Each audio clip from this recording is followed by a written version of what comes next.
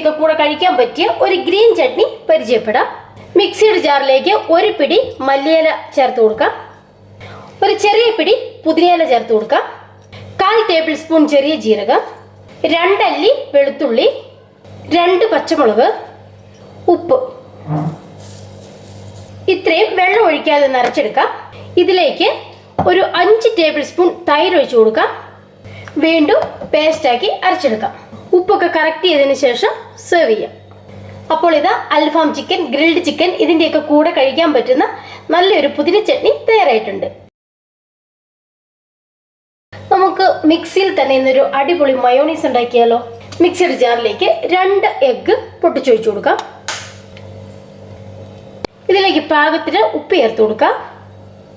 ഒരു ചെറിയ അല്ലി വെളുത്തുള്ളി ഒന്ന് കട്ട് ചെയ്തിട്ട് കൊടുക്കാം. വെളുത്തുള്ളി കൂടിപ്പോകരുത്. ഒരു 3 പിഞ്ച് പഞ്ചസാര ചേർത്ത് കൊടുക്കാം. ഒരു പകുതി ചെറുനാരങ്ങ നീര് ഒഴിച്ചു കൊടുക്കാം. ജസ്റ്റ് ഇതൊന്ന് അടിച്ചെടുക്കാം. ഇതിലേക്ക് 3 ടേബിൾ സ്പൂൺ സൺഫ്ലവർ ഓയിൽ ഒഴിച്ചു കൊടുക്കാം. ഇതൊന്ന് നന്നായിട്ട് ബീറ്റ് ചെയ്യാം. വീണ്ടും ഒരു 3 ടേബിൾ സ്പൂൺ ഒഴിച്ചു കൊടുക്കുകയാണ്. വീണ്ടും ഇത് അടിച്ചെടുക്കാം. ഇപ്പോൾ ഇത് നമ്മുടെ മയോണീസ് തയ്യാറായിട്ടുണ്ട്.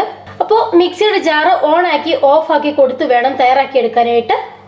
അതല്ലെങ്കിൽ മിക്സി ചൂടായിട്ട് ഇത് ഫോം ആയി കിട്ടാൻ കുറച്ച് താമസം വരും. കുറച്ചുകൂടെ ഓയിൽ ഒഴിച്ച് വീണ്ടും നമ്മൾ അടിച്ചിട്ടുണ്ടെങ്കിൽ ഇനിയും ഇത് തിക്കായി വരും. അപ്പോൾ സാൻഡ്വിച്ചിൻ്റെ കൂടെ, ഗ്രിൽഡ് ചിക്കൻ്റെ കൂടെ, റോൾസിനുള്ളിൽ ഒക്കെ ഫില്ലിങ്സ് ആയിട്ട് വെച്ച് കൊടുക്കാനായിട്ടുള്ള ടേസ്റ്റി ആയിട്ടുള്ള മയോണീസ് ഇവിടെ തയ്യാറായിട്ടുണ്ട്. എല്ലാവർക്കും ഈ റെസിപ്പി ഇഷ്ടമായെന്ന് കരുതുന്നു. ഇഷ്ടമായെങ്കിൽ ഒന്ന് ലൈക്ക് ചെയ്യുക, ഷെയർ ചെയ്യുക, ചാനലൊന്ന് സബ്സ്ക്രൈബ് ചെയ്യുക. അടുത്ത റെസിപ്പിയുമായിട്ട് അടുത്ത ദിവസം കാണാം. Take care, by.